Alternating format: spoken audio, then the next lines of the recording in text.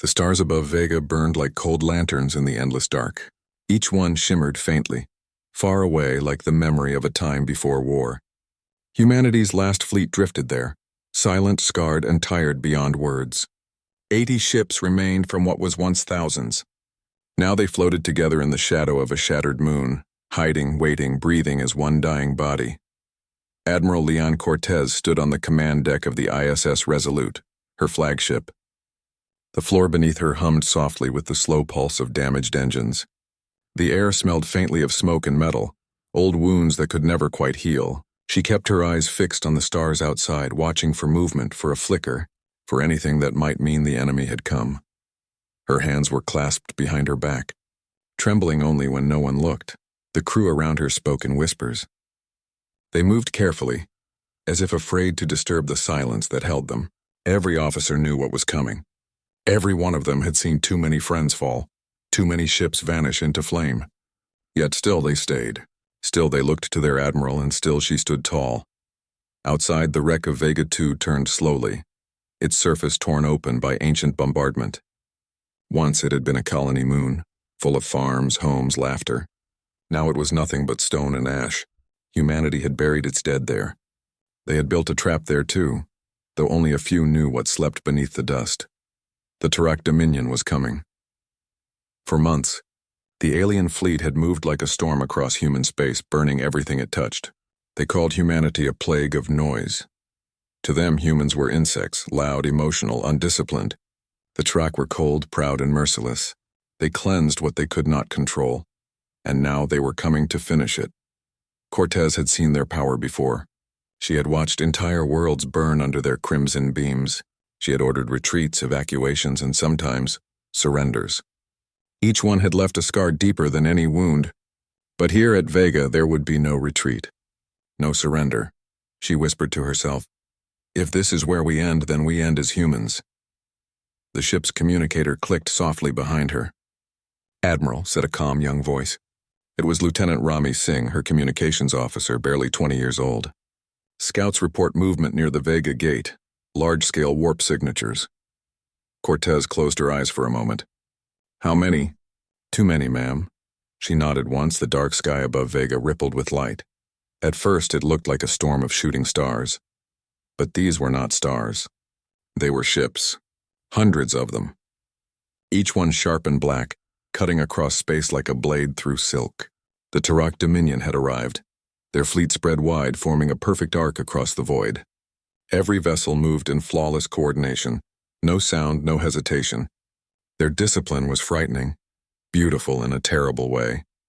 The light from Vega's sun glimmered along their hulls, marking them like wings of night. From the bridge of the ISS Resolute, Admiral Leon Cortez watched their formation appear on the tactical screen. Her face stayed calm, but her heart was pounding. Around her, the command crew went silent. Even the hum of the engines seemed to fade, as if the ship itself was holding its breath. "Signal from the outer scouts," said Lieutenant Rami Singh softly. "The enemy fleet is deploying in attack formation. Estimated 300 warships." The number felt unreal. 300 against 80. A quiet voice at the rear of the bridge whispered, "We can't fight that." Cortez didn't turn. She didn't need to. She just said, "We can, and we will."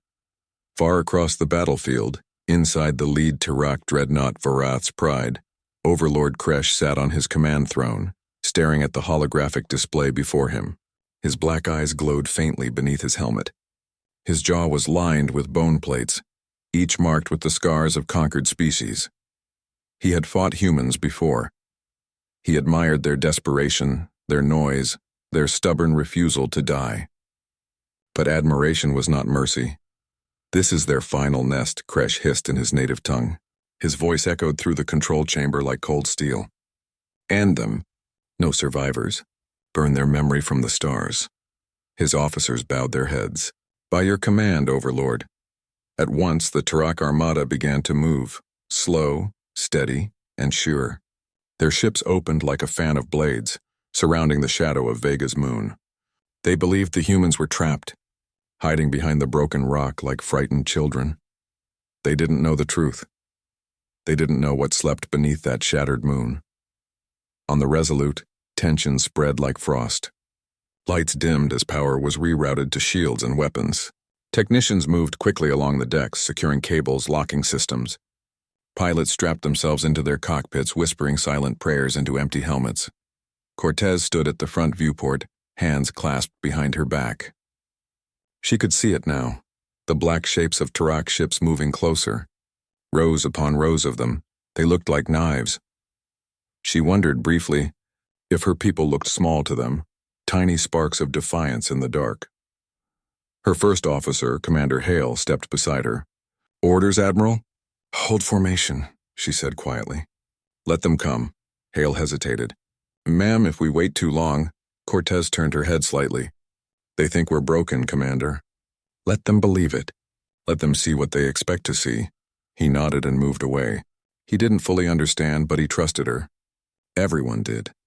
In the chaos of war, Admiral Cortez had become more than a leader. She was the steady heart that refused to stop beating. Silence covered the human fleet like a blanket before the storm. Every light on the bridge of the ISS, Resolute, glowed dim and red, painting tired faces with the color of blood and determination. The rumble of engines was soft, almost like breathing, steady, patient, alive. Admiral Leon Cortez stood in front of the main viewport, looking down at the cracked surface of Vega's moon. To anyone else it looked lifeless, just stone, dust, and old scars from forgotten battles. But Cortez knew what waited beneath. She knew the secret that had taken months of sleepless work, and the sacrifice of hundreds of engineers and miners who had never left this place. They had turned the moon into a weapon. Hidden deep inside its crust, old mining tunnels had been filled with fusion cores, magnetic mines, and plasma conduits scavenged from destroyed ships. The moon itself had become a bomb, silent and waiting, humanity's last chance. Cortez's reflection flickered on the glass as she whispered, "You'll make them remember us."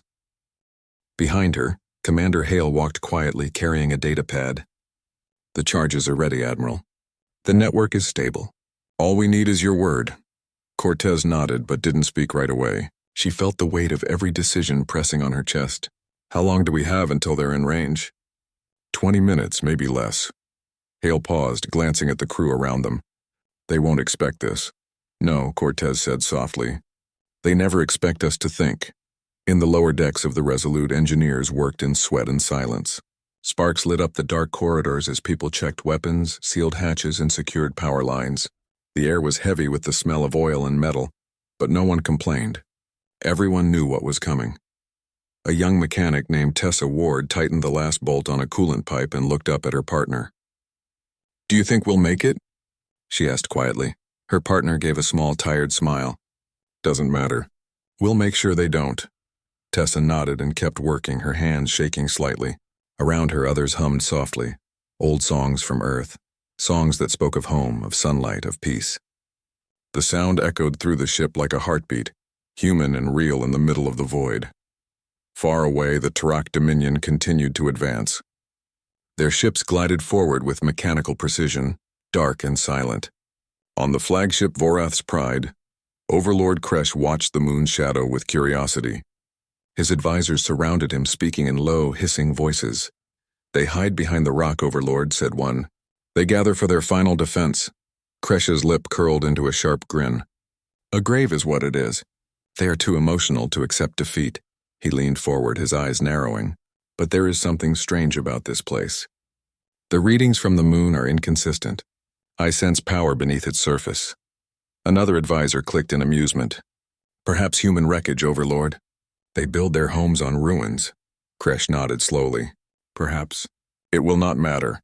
He raised one clawed hand and his voice turned cold. "Prepare all batteries. Fire when ready." On the Resolute, alarms began to pulse softly. Distant pings of enemy targeting systems locking on. The red lights flickered once, then steadied. The crew moved to battle positions, quiet and focused. Cortez looked at the holomap, where hundreds of red enemy markers filled the screen. They were closing in fast, like a wall of fire swallowing the stars. She turned to her officers. "You all know the plan.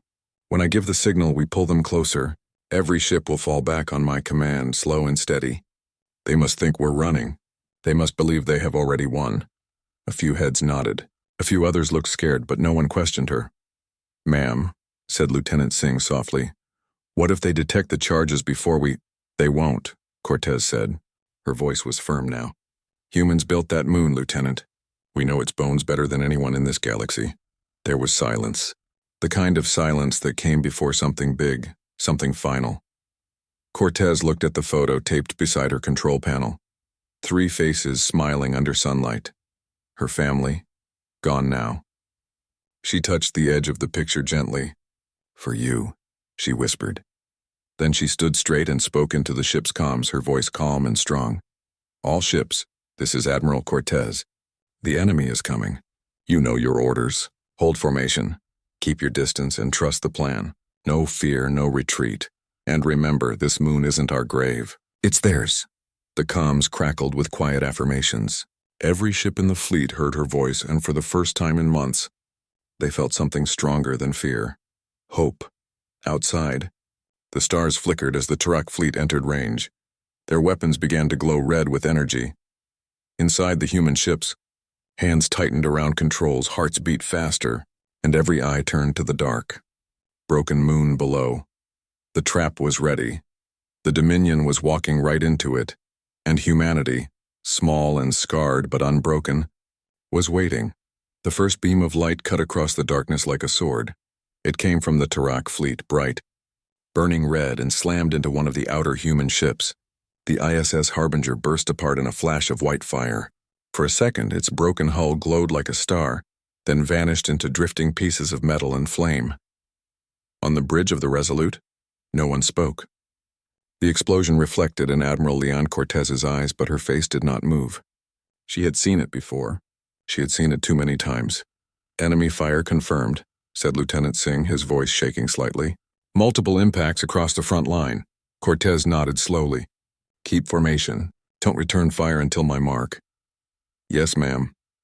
Outside, the Tarak fleet advanced like a tidal wave. Their ships glowed with the light of their weapons. Thousands of cannons spitting plasma and energy beams across the void. Each blast tore through space, shaking the thin shield lines of the human defense. The ISS Valiant was hit next. Its engines failed first, then the reactor. The explosion rippled through space, throwing smaller ships off course. Through the radio came a final broken message. Tell Earth. We made them bleed, static followed. Then silence. Cortez's hand clenched around the railing. Her knuckles turned white, but she forced her voice to stay calm. Mark their sacrifice. Keep firing range steady. Bring them closer. Commander Hale looked up from his console. Admiral, if we wait any longer— We wait, she said. They must be inside the shadow before we strike. If we go too soon, everything we built dies for nothing. Across the void, Overlord Kresh watched the battle from his throne aboard Voreth's Pride. He leaned forward. His face split into a wide, toothy grin. Pathetic, he hissed. They stand and burn instead of bowing. Such chaos. His officers laughed in their sharp, clicking language. To them, victory was certain. The human fleet was folding, retreating one step at a time, exactly as Kresh expected. Finish it, he ordered. Push through. I want their flagship's heart torn out. For a long breath, nothing happened. The Tarak beams kept cutting.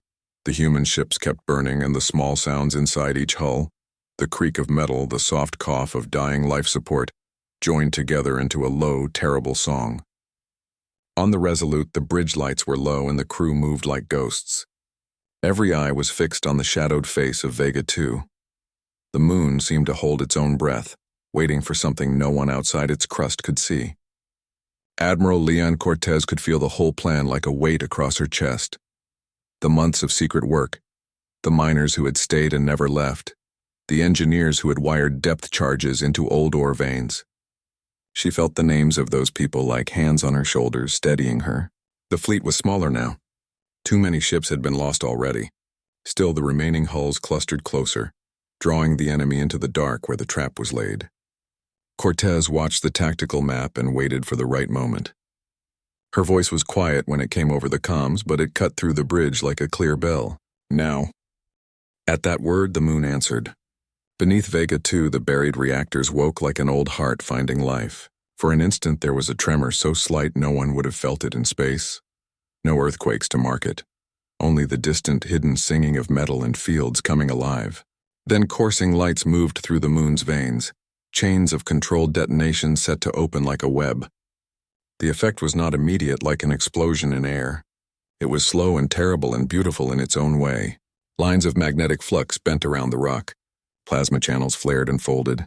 Very deep charges bloomed and pushed outward, shoving the moon's surface apart in a pattern calculated to throw debris into the perfect path of the Tarak formation. Engineers had spent nights carving the rock and threading its old arteries with weapons. They had turned history's scars into a new kind of weapon, one that used the moon itself as a hand to crush the arm that reached for it. The first shock tore through space like a living thing. A tremor of light raced across the void and struck the nearest Tarak vessels. Shields that had seemed unbreakable shivered and spat. Hulls that had been proud and black crumpled between the press of kinetic storms and plasma lances born from the moon's fury. Ships spun like broken toys. Whole squadrons lost coordination when their sensors flooded with debris and false signatures. In the middle of that chaos, the human fleet moved with a terrible calm. Pilots took micro-actions to steer through showers of molten rock. Gunners found new arcs through gaps in the debris and fired with the stubborn precision of people who had nothing left to lose. The Resolute took a glancing blow that shook the deck and sent loose tools skittering, but her shields held just long enough.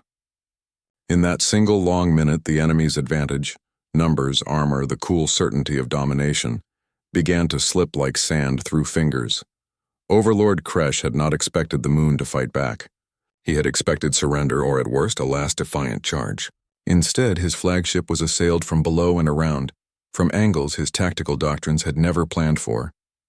Alarm screamed in his control chamber as the Vorath's pride lost whole sensor arrays.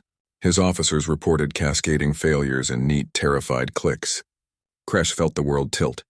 The sky itself seemed to turn against him. His claws tightened on the throne as one by one the formation he had counted on broke apart. Not from direct fire, but from the thunder of rocks and calculated explosions that bent the battle into shapes no one had practiced for. On the human bridges, voices rose, not in panic, but in a fierce, raw kind of prayer. They called out names, coordinates, one-line orders. A pilot who had been a father only weeks before steadied his breath and keyed his targeting. A medic checked the injured strapped in the corridor and murmured a lullaby across a static-filled comm. The fleet's angry, desperate return combined with the moon's own assault, and together they became a storm the Tarak could not swallow. Ships that had thought themselves invulnerable peeled away stunned, their crews scrambling to maintain power. The space between Vega 2 and its attackers washed bright and terrible with fire, as if the stars themselves had been flayed. When the smoke of battle cleared enough to see, the result was like a field after thunder. Hulks drifted, empty of life and light. Metal spun slowly in long arcs. Trails of frozen fluid hung like ribbons. The Tarak formation had been broken where strength had seemed absolute moments before. From the wreckage rose the battered, burning shapes of human ships. They were not smooth or whole. They bore the marks of close loss. Scorched plating, missing wing sections, decks torn open. But they moved. They moved with engines praying to damaged reactors and crews who had learned the meaning of hope. Admiral Cortez stood with hands steady, though her heart felt as if it would break. She watched a young pilot climb back into formation, his face streaked with sweat and soot, and for a single breath the whole bridge felt the old, impossible thing, triumph braided with grief. Far away, Overlord Kresh understood how failure tasted. His fleet, once an unbroken wall, was a scatter of bright tragedies. He could call retreat, but the word felt foreign on his tongue. Around him, the sounds of his officers' equipment dying were like knives finding soft meat. Kresh's eyes, which had once only measured conquered stars, now measured cost. The Dominion had underestimated what people would do to hold one place, to keep one memory alive, to make one last stand. The moon had not been a grave for humanity. It had become an instrument of their stubbornness. As the final echoes faded and the stars settled back into a cold, indifferent watch, the survivors looked at one another. They counted losses and names in the list of those who had not come back. Tears and curses mingled. Some laughed, short and broken, at the cruelty of fate. Cortez closed her eyes and thought of the miners, of the quiet hands who had wired life into rock and never asked for praise. She pressed her palm to the glass and listened to the faint, steady breathing of her ship. Vega 2 had awoken and given back a terrible gift, a path out of being hunted. The stars were no longer only places of fear. They might, just maybe, hold future mornings. The battle was over, but the stars still burned with the color of war. where hundreds of Tirak ships had once filled the sky. Only drifting wreckage remained, silent, broken, and cold. The moon of Vega 2, scarred and cracked from its awakening, turned slowly beneath the ruins. Pieces of it still glowed faintly, veins of molten rock winding across its surface like the lines of an old wound that refused to heal. In the middle of that field of death floated what was left of humanity's fleet. Less than half of the ships still had power. Some drifted without engines, some leaked air into space, and others were little more than shells. Yet they were alive. Against every law of logic and war, they had survived. Inside the ISS Resolute, the bridge lights were dim, the air thick with smoke and the smell of burnt metal. Sparks flickered from damaged consoles. The crew moved slowly, their steps heavy, their faces pale but shining with the strange light of disbelief. No one spoke at first. It was too big, too quiet, too unreal. Admiral Leon Cortez stood at the center of it all, her uniform torn at the shoulder, her hands covered in soot. She was staring out the viewport at the wreckage that surrounded them, shattered enemy ships, drifting human hulls, and the half-destroyed moon below. Her reflection in the glass looked older now, worn and tired, but her eyes were steady. Commander Hale approached, limping slightly. A bandage wrapped around the war at Vega had ended, but the echoes of it carried across the stars for years. The great moon, once a silent witness to destruction, now glowed faintly like a scar turned into a beacon. From faraway systems, travelers could see it, the place where humanity made its stand, the place where the Dominion fell. They began to call it the grave of the truck. For the survivors, the victory did not feel like triumph. It felt like waking up after a nightmare to find the world quieter, emptier, but somehow still alive. Admiral Leon Cortez stood once more on the bridge of the ISS Resolute. The ship's wounds had been patched roughly, her engines weak but breathing again. The fleet hung around Vega's broken moon, gathering their dead, sending out distress beacons and patching what they could. The sound of repair drones echoed faintly through the decks. There was no music, no celebration, only the soft hum of machines and the whisper of people speaking names of those who would never answer. Cortez looked out the viewport. The stars were cold and beautiful, stretching forever. In that endless dark, she felt something small and bright moving inside her, a quiet warmth that refused to fade. "Status?" she asked quietly. "Commander." Hale, standing beside her with a tired smile, replied, "We've confirmed 52 ships remain operational, Admiral. Life support stable on 35, the rest are being repaired. The Tirak and none survived." A silence followed. The weight of it pressed on every soul in the room. The enemy that had chased them across the galaxy was gone, but so were thousands of their own. Lieutenant Rami Singh, his voice trembling with emotion, said, "We did it, ma'am. We actually did it." Cortez didn't answer right away. Her gaze drifted toward the cracked surface of Vega 2. She thought of the miners buried deep in the tunnels, of the engineers who had wired the charges and never escaped. She thought of the pilots who had flown their last missions knowing they would not return. Finally, she whispered, "No, Lieutenant. They did it. We only carried their fire." Days turned into weeks. The survivors began to rebuild. Damaged ships became homes. Empty cargo bays turned into gardens for food. Children who had been born during the war saw stars without fear for the first time. Across the broken systems, word spread faster than light. Humanity had stood. Humanity had fought back. Colonies that had gone dark began to send messages again. Hidden outposts lit their beacons. Refugees came out of hiding, guided by the story of Vega, the story of the moon that had destroyed an empire, and the galaxy listened.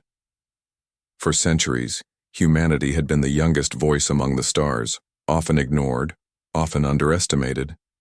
But after Vega, no one could ignore them.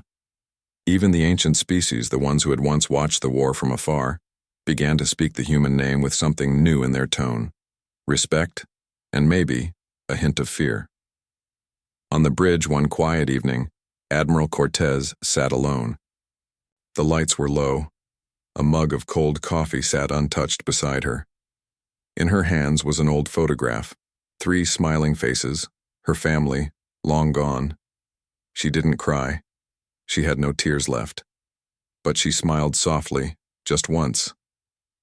"We made it," she said. "We're still here." The stars outside shimmered faintly as if answering her. The door behind her slid open. Commander Hale stepped in, his voice gentle. "The colonies have voted, Admiral. They're forming a new council, a united fleet command. They want you to lead it." Cortez looked up, surprise flickering in her tired eyes. "Me?" Hale nodded. "After Vega, no one else could. You gave us our future." For a long moment, she said nothing. Then she rose from her chair and turned toward the window again. Her reflection looked older, but her back was straight, her eyes calm. "Then let's build it," she said. "Let's make sure what happened here never happens again." Years later, when the children of the war grew old, they told stories about her, about the woman who stood beneath a dying moon and refused to bow. They told of the fleets that rose from ashes, of the ships that carried the name Vega with pride, and of the promise written in every new launch. We remember, we rebuild, we endure. The Dominion never returned.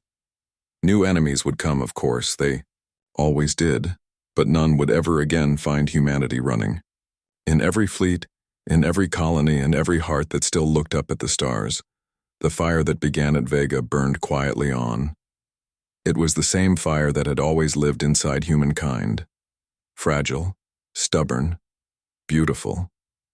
It was the flame that refused to die.